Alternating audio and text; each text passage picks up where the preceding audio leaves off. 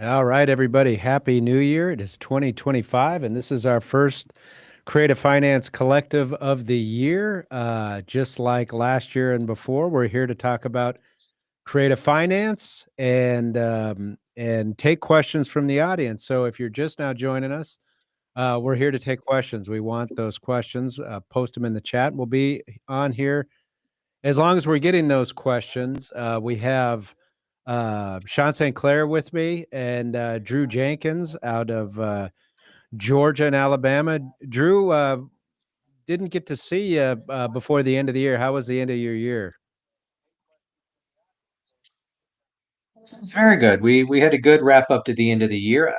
So normally we're very slow, right? But like I told you before, if certain lenders haven't hit their targets or clients haven't, closed the deal they have to close, then you're rushing up against it. We had a $9 million deal that, come hell or high water, had to close by the end of the year, and we got it recorded December 31st. So is it in your line of work, is the end of the year usually mean pretty busy time because everybody is trying to fit in a closing before the end of the year, or does it die off and pick up right at the beginning of the next year? It depends on if they've hit their numbers or not. If they hit their numbers, see you next year. If they haven't hit their numbers, then we have to move mountains to make it happen. Yeah. It's always the moving of the mountains at the end of the year.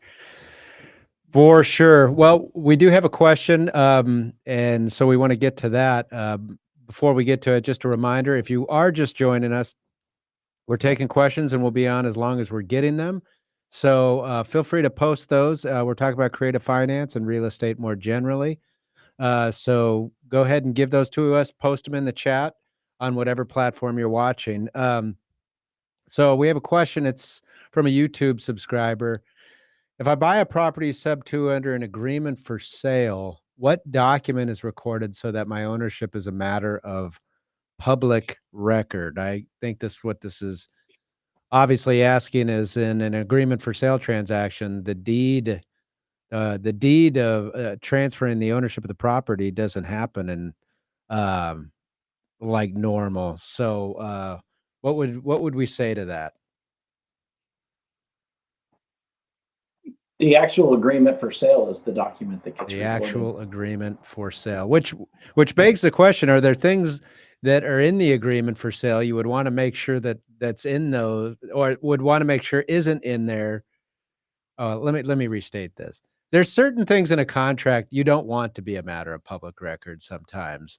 So maybe you need to think through whether you're using an appropriate agreement for sale. But according to you, Sean, and which is correct, the agreement for sale is what is recorded, which means the legal description is going to be in the agreement, right?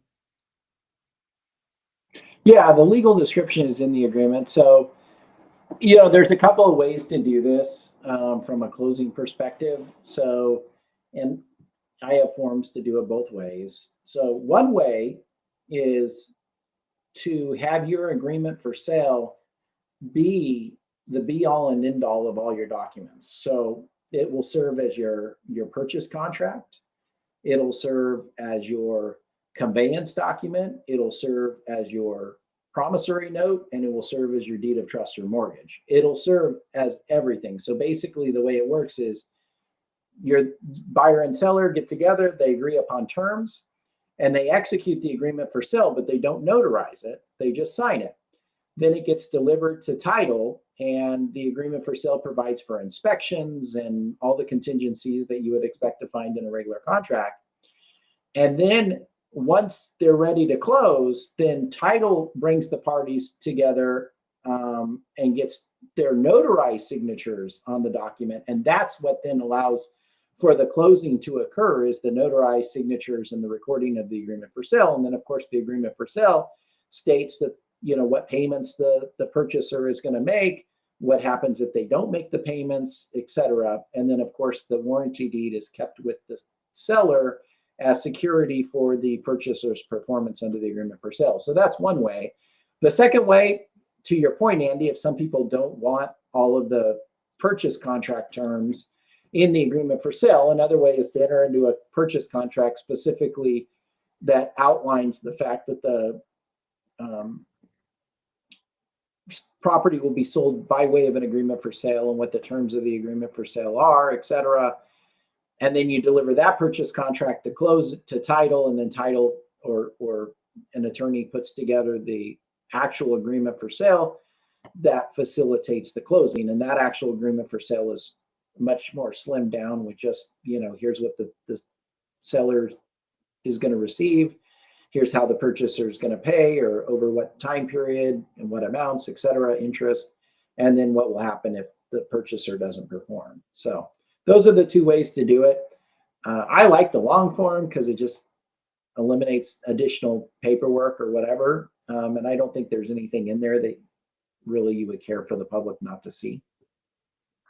Yeah. Well, so if I was a consumer that liked the traditional transaction where my note, which set forth like my payment and interest rate terms, to not be a matter of public record, you're saying that could still be done under an agreement for sale? No, that It can't be can't? done. That would be, that would be in the agreement for sale, because if you ever have to forfeit, you want to be able to prove up exactly what the obligations were of the purchaser. Yeah. Yeah. So all the payment terms are going to be a matter of public record. If you No don't matter like what. that, then you're going to Mhm. need to go back. You're going to need to do the more traditional seller carry with a note and deed of trust. Yeah. That's correct. Drew, Thing I- go ahead, Drew. Yeah, one thing I ran into that I had never seen before, it was in Baldwin County, Alabama. So different parts of Alabama have different ways of operating. Is we had some beachfront property that a local title company was holding for us, and I had never seen a warranty deed with vendor's lien. And so apparently the way that they handle seller Mm. carrybacks is they will just give a warranty deed with a vendor's lien. Of course, I pulled the statutes on it. And so in some states, that's an option. So you give the deed and the seller actually retains, a carryback, and it's written into the deed itself. So there's no need for a separate mortgage. You're just able to combine your deed and your lien in a single document.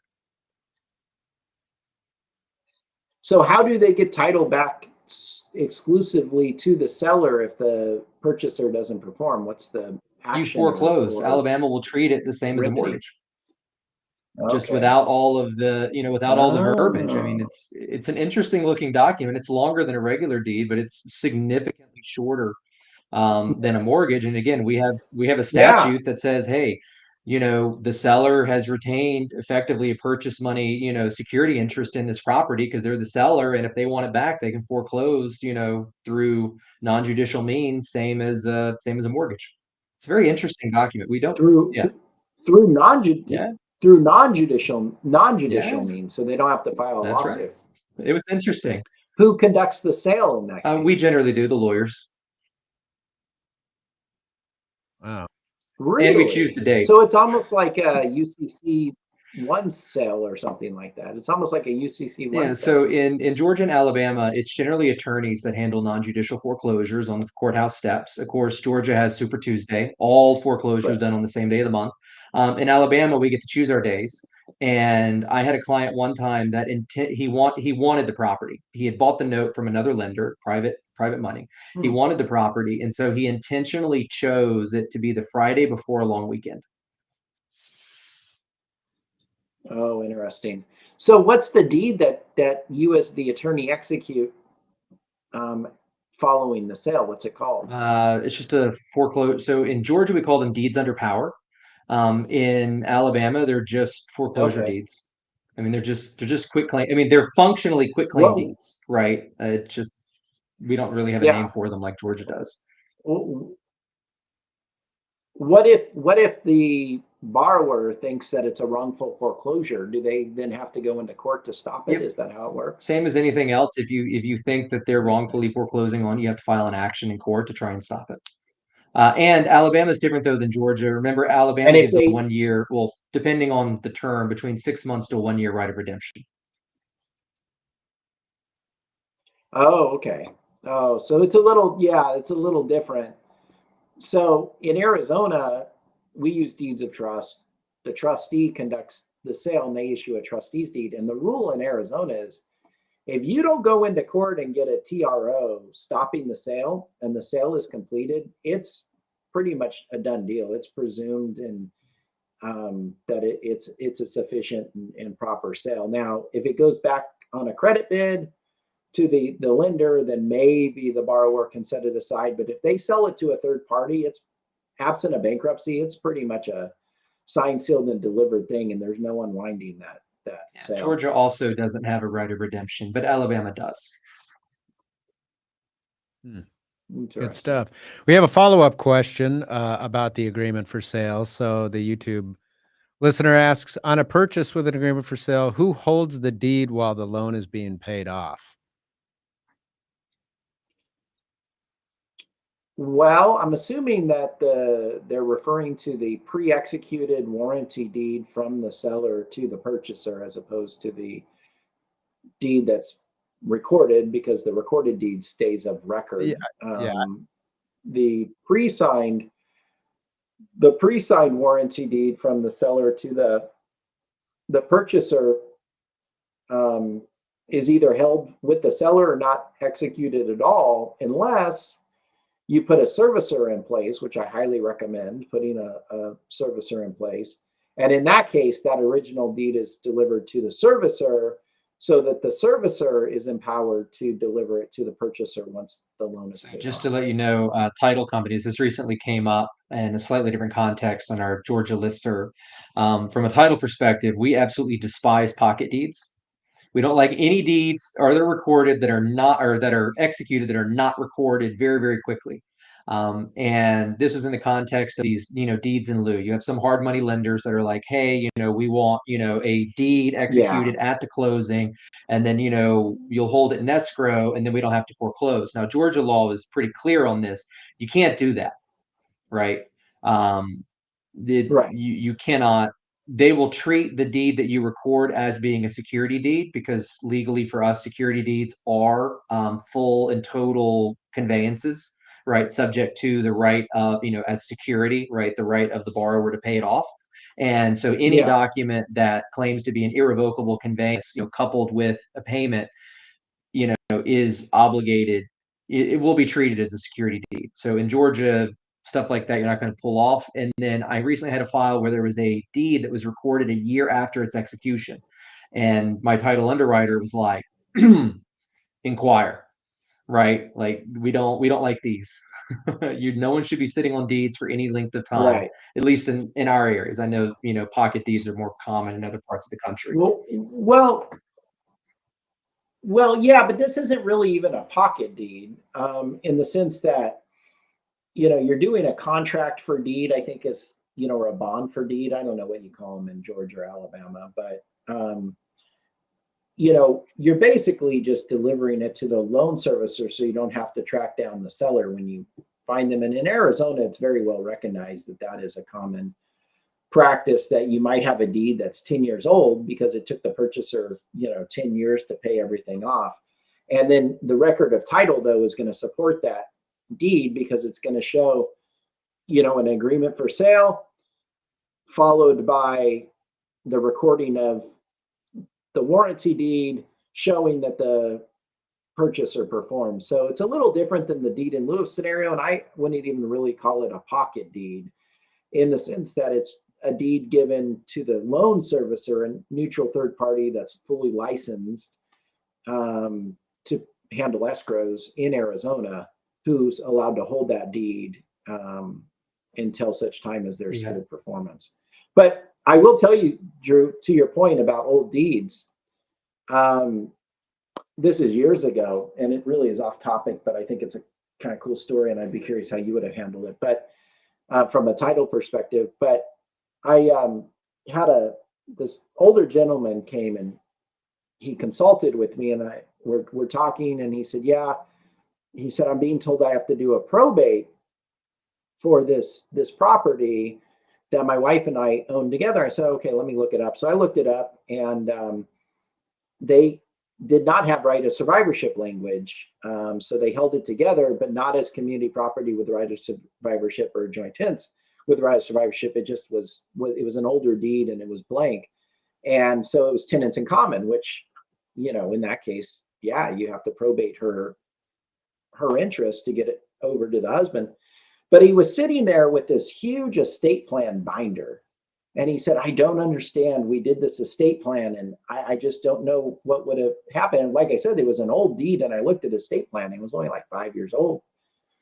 And I'm like, yeah, that's weird that your estate planning attorney wouldn't have put it into your name. And so I'm skimming through this binder and I get to the very last page. And what's back there? The original deed that never got recorded. So we convinced the title company to allow them to record it. And I kind of coached him up and I said, okay, you need to say that it was, executed and given to you and accepted by both you and your wife as trustees of your trust. And you did in fact, accept it. I kept saying, accept. And so I talked to the title company. I said, he accepted it. They accepted it as trustees of the trust, and they let us record it and put it into the trust, even though it was 5 years old and the wife had died. I had something somewhat similar. It was 3 years old and the mother had died and she had given the deed to her kids. And it was a similar situation. Everyone was in agreement on it. Her signature matched the signature. So that's one thing that we would look at here is make sure the signatures match. The signature matched the signature on the mortgage that she had signed, prior to dying. And we had enough information to say, all right, this is going to be insurable. But obviously it requires us to look a bit harder at everything. Right. Yeah. So one more question. I think we could probably answer this fairly quick here. From a YouTube subscriber, can I buy subto from a seller that just completed a short sale or loan modification? So this would be like a distressed seller who I guess the answer might be different depending on whether it's a short sale or loan modification, but I think it probably a lot has to do with probably what you signed in the short sale and the loan modification. yeah, so the short sale, no, presumably, well, it depends. If the seller is the purchaser of a short sale, and they purchased it with financing, potentially, but like you said, it's what you signed, and the same with the loan modification. But my rule of thumb is always on those transactions, I generally want a seasoning of a year before I'm even involved. And the reason is because while you can do a subject to transaction, you cannot enter into any transaction with a party, and I can't assist anybody with a transaction if I knew or had reason to know that the party that signed documents and entered into a transaction knew that they were going to breach the transaction from the beginning. Meaning, I don't want there to be any thought or presumption that the purchaser, the subject to purchaser, worked with, assisted, participated in any of those transactions where you're signing loan documents saying I'm going to live in the property for a year, you're doing a loan modification, saying, oh, it's owner occupied, those types of things. It's one thing that, hey, somebody does these transactions and time goes by, they come into financial straits, or they decide they need to move, or they just want to unload the property, and life's changed, circumstances have changed. You come across them, you had no involvement with them on those other transactions, and you close. To me, a year is kind of a sufficient seasoning to feel comfortable that nothing was going on in the original transactions, if you will. So the question is, can you do it? Yeah, but I generally wouldn't do it within a year of when they've closed. Now, some other attorneys may be more aggressive and say, oh, a month is fine, or 6 months. I don't know. There's no bright line rule, but what I'm comfortable with is I want to see those having been completed over a year ago. I've never seen a short sale transaction where you, as the homeowner doing the short sale, didn't sign a whole host of representations to that lender. And that's really what you're getting at, right? Right. Or as the purchaser. Yeah. As the purchaser. Yeah. The purchaser normally is going to sign a thing saying, I'm not going to sell it in 90 days and I'm going to, use it as my residence. And there's a host of representations that the lender makes them make as Yeah. part of the transaction. Good thoughts. I think 1 year is a good thing on it because I just had a residential loan closing in addition to a hard money one today. And yeah, it's primary occupancy. I'll move in within 30 or 60 days, and I or someone in my household will live there as their primary residence for a period of at least 1 year. So that Yeah. 1 year is a pretty good cutoff with respect to those representations. Good stuff. Well, guys, that's all the questions we've gotten so far today. We'll go ahead and call it. I know that it's a new year. People are coming off vacation, getting back into it, but we'll keep going and plugging away. Drew, thanks so much for taking the time to be with us. I'm glad to be able to join you guys again. Yeah. All Thanks, right. Drew. Sounds good. Well, we'll see you guys all the next